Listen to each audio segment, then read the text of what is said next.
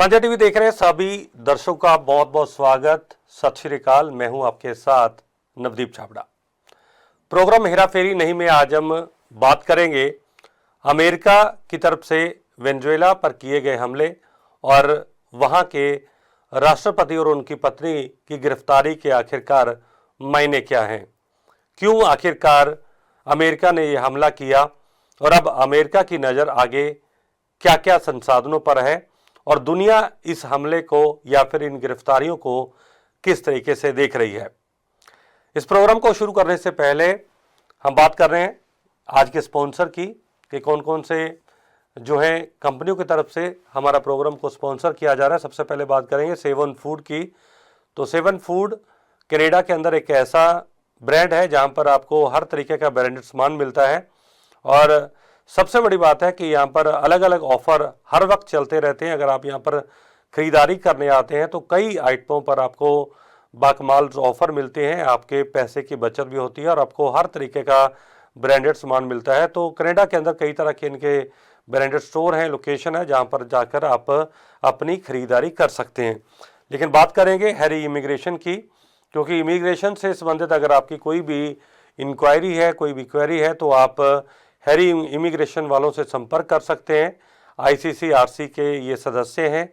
Number flash हो रहा है 604-356-0006 ये नंबर है और इन नंबरों पर आप संपर्क करके इमिग्रेशन के रिलेटेड अगर कोई भी आपकी कोई समस्या है तो आप इनसे संपर्क कर सकते हैं। ये आपकी समस्या का हल जो है साथ ही साथ वो है निकाल कर देंगे। तो आइए हेरा फेरी नहीं की शुरुआत करते हैं। करीब करीब 3 करोड़ की आबादी वाला देश वेनेजुएला और उस पर अमेरिका ने अब हमला करके वहां के राष्ट्रपति निकोलस मादुरो और उनकी पत्नी को गिरफ्तार कर लिया है। आज उनकी कोर्ट के अंदर पहली पेशी होनी है, केस उन पर चलाए गए हैं और साथ ही साथ आज यूनाइटेड जो सिक्योरिटी काउंसिल है वहां पर भी आज शाम भारतीय समय के अनुसार शायद करीब 8 बजे एक इमरजेंसी बैठक भी बुलाई गई है। लेकिन 3 करोड़ की आबादी वाले दुनिया के 35वें बड़े देश पर आखिरकार अमेरिका ने हमला क्यों किया, क्यों वहां के राष्ट्रपति को गिरफ्तार किया? क्या सचमुच वेनेजुएला से ड्रग्स जो थी वो अमेरिका पहुंचाई जा रही थी, एक बड़ा खतरा था वेनेजुएला अमेरिका के लिए, या फिर इस गिरफ्तारी के पीछे या फिर इस हमले के पीछे कोई और बड़ा सच है? और अब आने वाले दिनों के अंदर वो अमेरिका जो 2025 के अंदर बात करता रहा है कि हमने दुनिया के अंदर 7 बड़ी जंग, 7 बड़े युद्ध हमने रुकवा दिए, इसके साथ साथ वो मांग करता रहा है शांति नोबेल पुरस्कार के लिए, क्या वो अमेरिका 2026 में या 26 की शुरुआत में ही वेनेजुएला पर इतना बड़ा अटैक करेगा? यह किसी को उम्मीद थी और इसके मायने क्या है, इसके बारे में आज बातचीत करेंगे। हमारे साथ विदेश मामलों के जो जानकार हैं, फॉरेन एक्सपर्ट्स हैं, रुबिंदर सचदेव जी, वो आज हमारे साथ इस चर्चा में शामिल होंगे। सबसे पहले हम उनका स्वागत करते हैं। रुबिंदर जी, साझा टीवी पर आपका बहुत बहुत स्वागत है। थैंक यू, प्लेजर आपके साथ थोड़े नाल। रुबिंदर जी, हालांकि कई दिनों से, कई महीनों से ये कशमकश चल रही थी। हमने देखा कि पहले तो मादुरो पर करीब $1.5 करोड़ का इनाम रखा था, उसके बाद $5 करोड़ कर दिया गया और उसके बाद जो वेनेजुएला के कई जहाज थे, कई उनके बोट्स पे उन पर हमले किए गए, उनको तबाह किया गया। लेकिन किसी को इस तरह की उम्मीद नहीं थी कि अमेरिका उनके घर में घुसकर इस तरीके से अटैक करेगा और उनके राष्ट्रपति को उनके घर से उठाकर अपने पास ले जाएगा। इस हमले के पीछे अमेरिका की मंशा क्या है? क्या सचमुच ड्रग्स एक बड़ा कारण है या फिर वहाँ के जो संसाधन है, रेयर अर्थ मटीरियल्स हैं, वहाँ का तेल है, या वहां पर जो एक पुरानी कसक है अमेरिका की, वहां की कंपनियों पर कब्जा करना? क्या मायने क्या है इस हमले के? थैंक यू, प्लेजर आपके साथ और आपके दर्शकों के साथ जी। यस, ये आई थिंक एक्सपेक्टेड नहीं था जिस तरह से अमेरिका ने अटैक करके मदुरो और उसकी वाइफ दोनों को किडनैप कर लेता है। एक्सपेक्टेड तो ये था कि शायद अमेरिका बॉम्बिंग्स करेगा, मिसाइल फेंकेगा वेनेजुएला पे और प्रेशर बनाएगा उस तरह से, राइट, ताकि मदुरो की सरकार गिर जाए। बट ये एक इन्होंने अलग गेम खेली है। इसके पीछे इन्हां दी मंशा जिहड़ी हैगी इज दैट डेफिनेटली एक तो ड्रग्स है हम्म कि अमेरिका में कोकेन जेड़ा आंदा है हम्म वो वेनेजुएला के गैंग्स हैं, और अमेरिका तो कहता है कि मदुरो ही एक बड़े गैंग का लीडर है, बिल्कुल। कोकेन जो स्मगल होती है। हम्म हालांकि वेनेजुएला से जितनी कोकेन जाती है करीब 10% है अमेरिका वाल में से हम्म टोटल, उससे ज्यादा कोलंबिया से जाती है, दूसरे राष्ट्रों से जाती है, तो है कुछ, बट ऐसा नहीं है कि यही अकेला था इतना बड़ा किसको इसके लिए कदम। दूसरी जो ब्लेम अमेरिका देता है कि इलीगल इमिग्रेंट्स आते हैं वेनेजुएला से, और क्रिमिनल गैंग्स आते हैं इनके जो अमेरिका में आकर के क्राइम वॉर्स कर रहे हैं, क्रिमिनल हम्म एक्टिविटीज कर रहे हैं। ये जी। दो कहने को रीजंस है, राइट। तीसरा अब आना शुरू हो जाता है प्रॉब्लम जेडी हैगी अमेरिका नू। अमेरिका को सबसे बड़ी एक प्रॉब्लम ये है कि Venezuela anti America leftist socialist है। हम्म okay,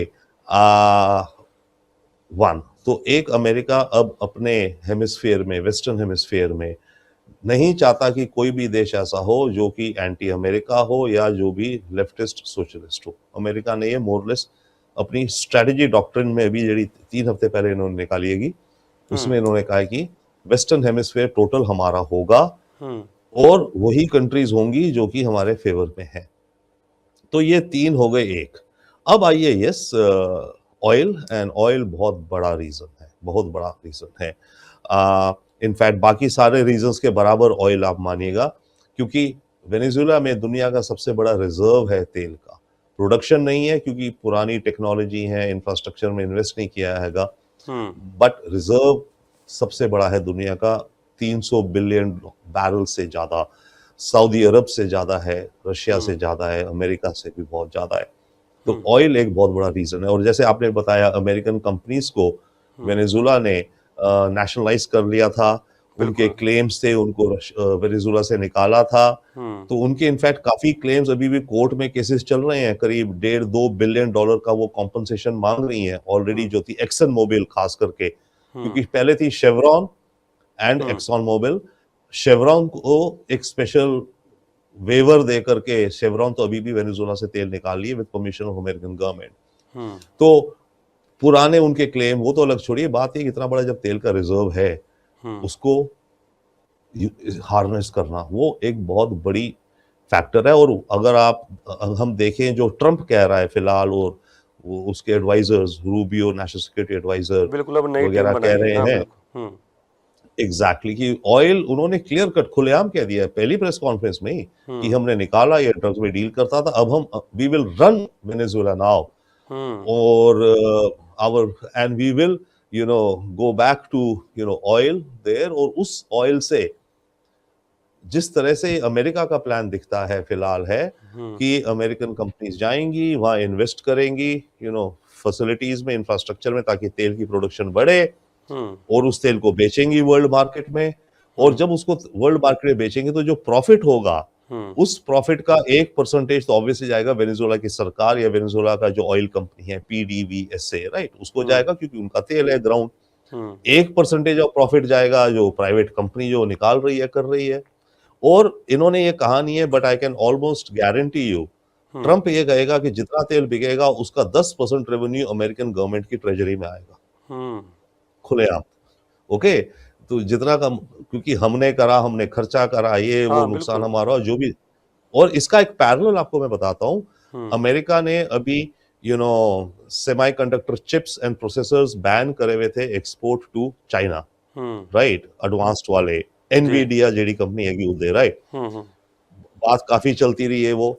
ultimately Trump has given permission to Nvidia कि वो एक्सपोर्ट कर सकता है, not top end but second highest quality वाले, और जितना वो बेचेगा साल में एनवीडिया चिप्स चाइना को, उसका 15% रेवेन्यू अमेरिकन गवर्नमेंट को आएगा। ओके, तो ये इस तरह का डील और स्ट्रक्चर करते हैं। तो वेनेजुएला के केस में तेल को लेकर ये इनका प्लान है। सचदेवी, एक तो क्योंकि वहां पर अब अंतरिम राष्ट्रपति है, लेकिन अमेरिका क्योंकि लगता नहीं है कि वहां की जो अंतरिम सरकार है या प्रशासन है उसको अनुमति देगा अपने वहां पर, क्योंकि टीमें अलग से टीम एक बना दी गई है जो वेनेजुएला के आंतरिक मामलों को देखेगी, और तेल बड़ा सबसे बड़ा कारण है। मैं भी देख रहा था कि भारत के भी करीब कह रहे 9,000 करोड़ के आसपास वहां फंसे हैं वेनेजुएला के अंदर, क्योंकि तेल की जो निकासी है वो बहुत कम हो रही थी। तो क्या अमेरिका दुनिया को ये एक मैसेज देने की कोशिश करेगा कि हमने वहाँ की अर्थव्यवस्था को कंट्रोल में लिया, हमने सुधार दिया, या फिर क्या आगे होगा? क्योंकि इस गिरफ्तारी के बाद या जो अब मुकदमा अब चलेगा, तो क्या वेनेजुएला आपको लगता है कि कोई काउंटर अटैक करेगा, या इस पोजीशन में नहीं है कि वो अमेरिका से किसी तरीके से कोई पंगा ले, या बाकी देश, क्योंकि चीन, स्पेन, उत्तर कोरिया बड़े ऐसे देश हैं जिन्होंने खुले तौर पर कड़े शब्दों में निंदा की है इस गिरफ्तारी की, इस हमले की, और आज शाम को बैठक भी है जैसे यूनाइटेड सिक्योरिटी काउंसिल की। आपको लगता है कि कुछ चीजें निकलकर सामने आएंगी या हालात सुधरने वाले नहीं है? कपल ऑफ थिंग्स, या पहले सेकंड पार्ट ले लेते हैं। जो भी देश स्टेटमेंट्स दे रहे हैं, कड़ी निंदा कर रहे हैं, निंदा, सॉफ्ट निंदा, हार्ड निंदा, कड़ी निंदा, जो भी कर रहे हैं कुछ नहीं कर पाएंगे जी। ओके, निंदा कर लेंगे, ये कर लेंगे, यूएन जेडी मीटिंग है आज, उदेच क्या होगा, जो भी होगा अमेरिका के पास वीटो, अमेरिका वीटो कर देगा, खत्म। तो यूएन से कुछ एक्सपेक्ट करना इसका कुछ नहीं है, तो वहां कुछ नहीं होगा। सेकेंडली, वेनेजुएला खुद इज नॉट केपेबल किसी तरह से कि अमेरिका के ऊपर काउंटर अटैक करे। I mean I don't think so. They have something, ऐसी बात नहीं, कुछ चीजें आएंगी इन्होंने कोल, बट नहीं होगा ये फिलहाल के लिए। और अमेरिका ये कह रहा है, जेडी वाइस, देखिए मदुरो को ले गए हैं, बट जो पॉलिटिकल सरकार है वो पूरी मदुरो की पार्टी की ही है, जो आर्मी है वो पूरी मदुरो के लॉयलिस्ट है, बड़ी और एजेंसीज हैं, यूनियंस हैं देश भर की, वो सारी मदुरो के साथ हैं। ओके, काफी सारे परसेंटेज मदुरो के साथ है। अमेरिका फिलहाल में यह कह रहा है कि जो वाइस प्रेसिडेंट, जो इंटरिम बन गई है प्रेसिडेंट, उसको कह रहा है कि ठीक है तुम चाहे सत्ता में रह लो, पर तुम हमें ओबे करो, हम जैसे बोले तुम वो करो, तुम बाकी अपना देश अभी एडमिनिस्ट्रेशन करो, एडमिनिस्ट्रेटिव रहो अपना, बट कुछ मुद्दों में जो हम अभी बोल रहे हैं तुम वो हमें ओबे करो। और उस हमें ओबे करो में सबसे पहला ये है कि वेनेजुएला का जो ऑयल है उसके लिए हमारी कंपनीज वहां जाएं, देखें कौन सा लैंड वैंड उन्हें चाहिए, वो लैंड तुम उन्हें ऑफिशियली दो, जो भी रेट वेट बनेगा, और फिर वो अपनी मशीनरी ला के वो इंस्टॉल करें और ड्रिल, बेबी ड्रिल करें। Okay, one. सेकेंडली, हमने तुम्हारा ब्लॉकेट तो रखना ही है, अमेरिका की जेडी नेवी है कि सारी उठे, राइट? तो किसी दूसरे देश से, अगर आप कहते हैं चाइना, रशिया, ये वो, वहां से कोई शिप्स आ जाए मिसाइलों के साथ नहीं आ सकती, कोई एयरप्लेन नहीं आ सकते, तो वो ब्लॉकेड है। तो वो ब्लॉकेड है। आप ठीक है सत्ता में रहो अभी फिलहाल, बट जो हम कहें ओबे अस क्लियरली, और अगर आपने ओबे नहीं करा जो हम कह रहे हैं इस समय, तो एक सेकेंड वेव होगा जिसमें आपको भी निकाल दिया जाएगा, मदुरो से वर्स आपका फेट होगा। That means he is implying that they could kill her. Maduro को देखो, इन्होंने किल नहीं करा बाय द वे। मदुरो को ये जो लेकर आए, इन्होंने प्रोजेक्ट ये करा है कि ये लॉ इन्फोर्समेंट का एक्शन है, क्योंकि ये ड्रग क्रिमिनल है, इसको हमें लाना था, तो दुनिया के किसी भी कोने में हो, हम क्रिमिनल्स को दबोच के ले आएंगे, अमेरिकन जस्टिस उनको दिया जाएगा, और अगर उस दबोचने में हमें मिलिट्री का इस्तेमाल करना हो तो मिलिट्री का इस्तेमाल करेंगे। तभी इन्होंने कहा, ट्रंप ने जो प्रेस इनकी कॉन्फ्रेंस थी पहली, कि it was an action by the law enforcement supported by the department of war, right? Department of defence को अमेरिका में डिपार्टमेंट ऑफ वॉर कह रहे हैं ये लोग नाउ। तो लॉ इन्फोर्समेंट एक्शन है supported by department of war. तो खैर मदुरो केस अलग है। तो इन्होंने इस इंटरिम प्रेसिडेंट को ये थ्रेटन करा है कि you obey us, otherwise you will be taken out. तो फिलहाल के लिए अमेरिका ये नहीं कह रहा है कि वेनेजुएला के अंदर इलेक्शन हो या मदुरो की पूरी सरकार जाए, ऑपोजिशन वाला प्राइम मिनिस्टर बने, वो अभी फिलहाल नहीं कह रहा है, पर उस तरफ जाने का है।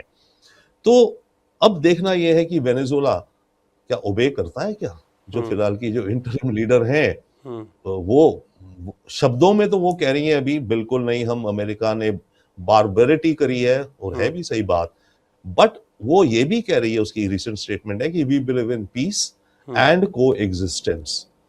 तो कुछ एक वर्किंग रिलेशनशिप भी आ सकती है अमेरिका और वेनेजुएला लीडरशिप के बीच में। शायद हम ये भी समझ सकते हैं कि यूक्रेन जैसी गलती वेनेजुएला नहीं करेगा दूसरों देशों के उकसावे में आकर। सचदेव जी, एक चीज़ और भी निकल कर सामने आ रही कि हाल ही के अंदर ट्रंप ने अब ग्रीनलैंड और आइसलैंड जैसे देशों को भी अब धमकी दे दी है कब्जा करने की, कि वो भी हमारे देश के अंडर होने चाहिए, और वहाँ से भी प्रतिक्रिया निकल कर सामने आ रही है। चीन कह रहा है कि अमेरिका को दुनिया का दादा नहीं बनने देंगे, वो अगली जरूरत ना करे। क्या ट्रंप अगर वेनेजुएला के बाद और स्टेप आगे निकल कर बढ़ते हैं, जैसे ग्रीनलैंड की बात आ रही है, तो इससे क्या आपको लगता है कि अगर ये स्टेप होता है तो इससे कुछ माहौल बिगड़ सकता है, दुनिया और ज़्यादा अलर्ट होगी? क्योंकि अमेरिका की दादागिरी कहीं ना कहीं नज़र तो आ ही रही है। कहीं ना कहीं नहीं, हर जगह नजर आ रही है सर।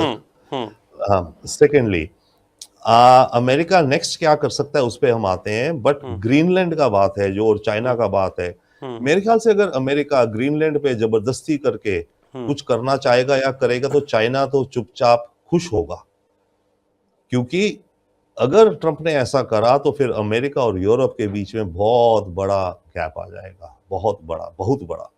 देखिए डेनमार्क खुद नेटो का मेंबर रहेगा, बिल्कुल है। आप उसी को आप काट दे रहे हो, बांट दे रहे हो, हम्म तो ठीक है इंटरनेशनल लॉ के हिसाब से आप सारी बातें कही, पर चाइना को तो फायदा होगा ना, रशिया को भी फायदा होगा, ओके, कि इनके बीच में आपस में बहुत बड़ी फूट पड़ेगी। तो ग्रीनलैंड में किस तरह से करेगा बात अलग है, तो दैट्स वेरी इंपॉर्टेंट वहां पर। अब बात है कि और किन पे करेगा। अभी फिलहाल के लिए तो आपके टारगेट हैं Iran, Cuba, Cuba, Iran, Iran also, but इस रेंज में मेरा बैकयार्ड पहले तो है ना, ये कह रहा है वेस्टर्न हेमिस्फीयर मेरा backyard, I want only friendly countries. बार बार इसने कहा उसने प्रेस कॉन्फ्रेंस 3-4 बार, we want to be surrounded only by friendly countries who are positive to America and don't hate us. तो क्यूबा, कोलंबिया एंड इसने कल स्टेटमेंट दी है ऑल्सो मेक्सिको। अब थोड़ा डिफरेंस है हर एक में। क्यूबा और कोलंबिया में यस ये रेजिम चेंज चाहते हैं जैसे वेनेजुएला का था, तो वहां पर ये कुछ मिलिट्री टाइप रेजिम चेंज के लिए कर सकते हैं। मेक्सिको में ये रेजिम चेंज की तरफ नहीं जाएंगे, मेक्सिको में ये करेगा, मेक्सिको में बड़े बड़े ड्रग लॉर्ड्स हैं, माफिया है ना, वहां वायलेंस इतना हो जाएगा। तो मेक्सिको में ये क्या करेगा, और मेक्सिको की सरकार से सरकार इनके एंटी है नहीं, कि डेथ टू अमेरिका तो नहीं कहती ना मेक्सिको की सरकार, कि ये ईविल है, डेविल है, कैपिटलिज्म। तो उसमें ये क्या करेंगे, ये अपनी टारगेटेड ऑपरेशंस करेंगे, targeted at the drug barons of Mexico. उसमें उस पे सीमित रहेगा, ड्रग वालों पर। बट तो और वो इसके लिए ठीक भी, अच्छा भी रहेगा। I think that could be the first next actually, क्योंकि अभी इसने मदुरो को जो दिखा रहा है कि हमने तो ड्रग क्रिमिनल को निकाला है, ठीक है ना, हम रेजिम चेंज में नहीं जा रहे हैं। मागा बेसिदा कहता है कि आप क्यों कर रहे हो, सब तो ये दिखाएगा ना, देखो मैं देश को सेफ कर रहा हूं, मैं ड्रग्स को बर्बाद कर रहा हूं। तो मेक्सिको में ड्रग लॉर्ड्स पे अटैक एक लॉजिकल बनता है, ये करेगा। मेक्सिको गवर्नमेंट क्या करेगी, इसके प्रोटेस्ट करेगी, कुछ मतलब एनीवे। बट इधर क्यूबा और कोलंबिया, ये दो कंट्रीज ऐसी हैं जहां पर ये जो करेंगे उसमें ये रेजिम चेंज या उनके लीडर्स को हटाना काटना चाहेंगे। ओके, कोलंबिया भी लेफ्टिस्ट है, एंटी अमेरिका है, कोलंबिया से भी ड्रग्स आते हैं, बल्कि ज्यादा आते हैं कोलंबिया से as compare to Venezuela, right. तो Colombia is a next target for regime change also. Cuba already economic problems में है काफी, राइट। और क्यूबा का आधा तेल जो इंपोर्ट करता था, तेल जो उसका आधा तेल वॉल्यूम करीब 50,000 बैरल्स अ डे वो वेनेजुएला से इंपोर्ट करता था, और सस्ते टर्म्स पे। वेनेजुएला और क्यूबा आपस में भाई भाई नहीं, वो अपने को एक कहते हैं। तो इनकी 2000 में एक एग्रीमेंट हुई थी, अर्ली 2000 में, जिसमें हुआ था कि वेनेजुएला इनको सस्ता तेल देगा और इन एक्सचेंज क्यूबा इनके यहाँ डॉक्टर्स भेजेगा, नर्सेज भेजेगा, इंजीनियर्स भेजेगा, और सिक्योरिटी ऑफिशियल्स भी भेजेगा, ट्रेनर्स वगैरह, राइट। तो क्यूबा को वो जो सस्ता तेल मिलता था अब वो रुक गया है, जो 50%, राइट। तो इसके चलते क्यूबा को अब ओपन मार्केट से और खरीदना पड़ेगा भाई, ऑलरेडी है ना, तो पैसा ज्यादा देना पड़ेगा। तो क्यूबा में इकोनॉमिक क्राइसिस और ज्यादा बढ़ेगा। तो आई थिंक क्यूबा को लेकर के भी ये चाहते हैं regime change, but they will wait कि वो इकोनॉमिक क्राइसिस इतना बढ़ता जाए कि वहां कुछ खुद ब खुद ही वो डामाडोल हो। कोलंबिया में इधर, so if you ask me to speculate, would be I think Mexico में जो ड्रग लॉर्ड्स हैं उनके ऊपर, कोलंबिया में could be like a Venezuela type, and then Cuba. But then yes you are right, तो ये क्योंकि ये इनके बैकयार्ड में है ना, इससे पहले अपना बैकयार्ड पक्का करना है। सैयद ईरान है बट अलग, ठीक है, वो ईरान पे भी आते हैं। सैयद साहब, जिस तरीके के आंतरिक माहौल भी हम कह सकते हैं अमेरिका में बने हुए हैं, बहुत सारे इनके अपने जो विपक्षी सांसद हैं उन्होंने भी इनके खिलाफ मोर्चा खोला है कि गैर कानूनी है, ऐसा नहीं होना चाहिए था।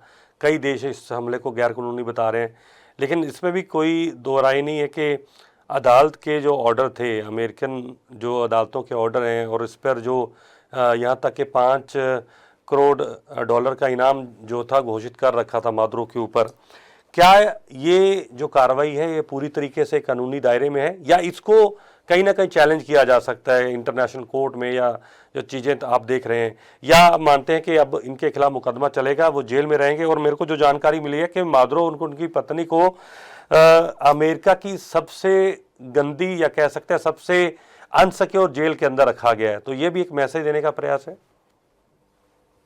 ओ या आई मीन ग्रेट क्वेश्चंस। देखिए, कपल ऑफ थिंग्स। या मदुरो का तो अनफॉर्चुनेटली लगता है कि लंबे समय तक ये कोल्ड उसमें रहेगा। इट सीम्स 20 साल, 30 साल, 40 साल हो सकता है। डेथ पेनल्टी भी हो सकती है, जिस तरह के इन्होंने केस बनाए हैं इसके अगेंस्ट, राइट। डेथ सेंटेंस करा जाए ना करा जाए बात अलग है, बट बड़ी सिवियर लॉन्ग टर्म रह सकती है। एक क्विक पॉइंट इसकी वाइफ को लेकर के, देखिए इसकी वाइफ को भी लाए, आई थिंक बात हमने नहीं करी भी। हाँ, इसकी वाइफ खुद एक अच्छी खासी पॉलिटिकल लीडर है, स्मार्ट लेडी है, और इनफैक्ट कहा जाता है कि she is also the brains behind Maduro to some extent, right. वो अपने आप में एक लॉयर थी, सक्सेसफुल है। तो इसलिए उठा के ले आए कि अगर वो वेनेजुएला में रह जाती तो वो रैली इमोशनल और सपोर्ट कर लेती मदुरो का। इन एनी केस उसका भी नाम इस ड्रग कार्टेल में है जिसमें मदुरो को लिया गया है, राइट। सो नाउ अमेरिका के अंदर डेमोक्रेट्स कह रहे हैं यस, इनकी अपनी पार्टी के भी कुछ एक दो लोग कह रहे हैं कि ये जो करा गया गलत करा गया, पर उसका फर्क नहीं पड़ता ट्रंप को। अमेरिकन गवर्नमेंट, ट्रंप को फर्क नहीं पड़ता। अव्वल तो ये वेनेजुएला का एक्शन जैसे बता रहा हूँ, ये दिखा रहा है लॉ एनफोर्समेंट का है, supported by department of war, right. तो ये वॉर अटैक नहीं है।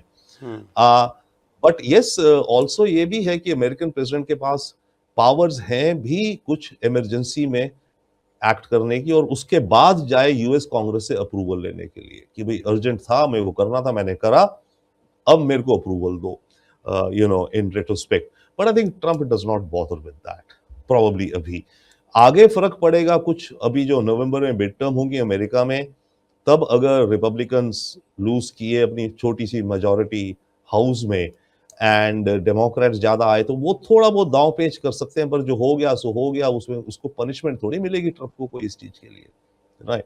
तो मोरलेस ये जाएगा। As far as international is concerned, again international कौन सी एजेंसी या कौन सा मैकेनिज्म है जो कि ट्रंप को चैलेंज कर सकता है? कोई नहीं है। एक है आईसीजे, कहने को जो वॉर क्रिमिनल्स को आप मतलब ये वो कोई जाए उस पे जा सकते हैं, but America is not a signatory, I mean Trump will not bother. Sukhdev ji, Iran की बात करते हैं, क्योंकि ईरान के ऊपर हमले को लेकर कई बार ट्रंप साहब धमकियां दे चुके हैं। पीछे नेतन्याहू थोड़े दिन पहले ही अभी फिर अमेरिका की यात्रा करके आए हैं, तैयारी कहीं ना कहीं की जा रही है। एक तरफ मुस्लिम देश है, पहले इजराइल हमला कर चुका है, अमेरिका ने वहाँ पे बॉम्ब गिराए हैं, और अब फिर से वही आरोप लगाए जा रहे हैं कि ईरान अंदर खाते जो है परमाणु हथियारों को लेकर जो है टेस्टिंग जो है उसकी करने की तैयारी कर रहा है, एक ही आरोप है। लेकिन दूसरी तरफ अगर देखें तो चाहे हम कतर की बात करें, दुबई की बात करें, हम कह सकते हैं यूएई की बात करें, या इतने आसपास के देश हैं, वो तमाम अमेरिका के साथ इस वक्त बड़े अच्छे या गुड बुक में हैं, क्योंकि ट्रंप के आने के बाद सभी देशों के प्रमुखों ने वहाँ का दौरा किया है। तो क्या मानते हैं कि इन देशों का भी समर्थन अंदर ही अंदर अमेरिका को है, और यही कारण है कि इजराइल और अमेरिका के हौसले बुलंद हैं, और अगला टारगेट ईरान जो है वो प्रमुखता से हो सकता है अमेरिका का? ईरान सर्टेनली टारगेट में है अमेरिका के, इजराइल के, और इजराइल पूरा प्रयास करता रहा है कि अमेरिका ईरान के ऊपर एक्ट करे, जितना ज्यादा करे उतना इजराइल चाहता है। तो इजराइल की आप कहें लॉबी, यस वेरी मच, जो अमेरिका में जो देखिए अमेरिका में जेडे जूस ने गए उनमें से ज्यादातर ऑफ कोर्स सारे के सारे इजराइल को सपोर्ट करते हैं पूरा, बट सारे के सारे नेतन्याहू को सपोर्ट नहीं करते, या नेतन्याहू की जो पॉलिसीज हैं, राइट। तो जो नेतन्याहू को सपोर्ट करते हैं उनकी भी मतलब इजराइल की लॉबी है ओवरऑल जी, और जो नेतन्याहू के डिसीजंस को सपोर्ट करती है वो तो है ही है, वो प्रेशर बनाती है अमेरिकन एडमिनिस्ट्रेशन पर टू एक्ट अगेंस्ट ईरान। वो एक एडिशनल प्रेशर चल रहा है अमेरिका के ऊपर to act against Iran. Now जहां तक बाकी अरब देश हैं, इनकी ऑफ कोर्स इनकी अपनी भी कुछ ना कुछ अरेंजमेंट्स रीअरेंजमेंट्स चल रही हैं। कहने को तो सऊदी और ईरान का ही तो आई थिंक चाइना ने पीस डील कराई थी ना कुछ एक साल पहले। ओके, तो वो है शायद, बट दिल ही दिल अंदर ही अंदर ये खुश होंगे अगर ईरान वीकन होता है। Okay, in any case Israeli attack हुए, ये हुए, जो अरब कंट्रीज ने अपनी एयर स्पेस खोली, कुछ ने ओपनली कहा हमने खोल दिया, कुछ ने बताया नहीं बट खोली। ओके, जॉर्डन ले लीजिए आप, सऊदी ने शायद मना करा था तो प्लेन उनके इधर से उधर से आ गए। अब यूएई का क्या था वी डोंट नो, या डायरेक्शन थोड़ा इधर उधर ले लिया। इंटेलिजेंस शेयरिंग करी है इन्होंने। तो अरब कंट्रीज पीछे से विद अमेरिका, अगर अमेरिका सपोर्ट मांगता है उसे वो देते हैं। Okay, and with regards to Iran I think खुश होंगे थोड़ा कि ईरान की केबिलिटी कम हो। बट एक चीज और है ना, इस सारे प्रोसेस में एक मैसेज ये जाता है, और ईरान अगर ईरान करे, मेरे को समझ नहीं आता ईरान कर क्यों नहीं रहा है। मैसेज ये है कि अगर आपके पास न्यूक्लियर वेपन हो तो आपके ऊपर अटैक नहीं होगा शायद, ठीक है ना।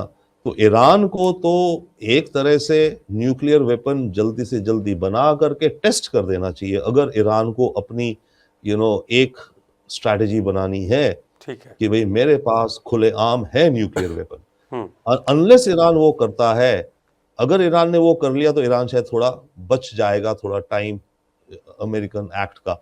अदरवाइज तो ईरान ओपन ग्राउंड है, जब अमेरिका का मन आए एयर कंट्रोल है, बॉम्बिंग करके उड़ाए जो भी करना है। ठीक है, चलिए रुविंदर जी बहुत बहुत शुक्रिया, समय थैंक यू, खत्म हो गया, आपका बहुत बहुत धन्यवाद। तो हमारे साथ थे विदेश मामलों के जानकार रुविंदर सचदेव जी।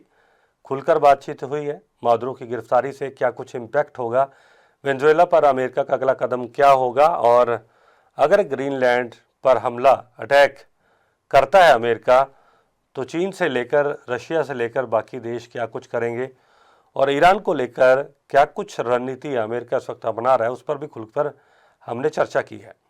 आज इस प्रोग्राम में इतना ही। देश और दुनिया की बाकी खबरें देखने के लिए आप लगातार बने रहिए साझा टीवी के साथ, और मुझे यानी कि नवदीप छाबड़ा को इजाज़त दीजिए। नमस्कार, सत श्री अकाल।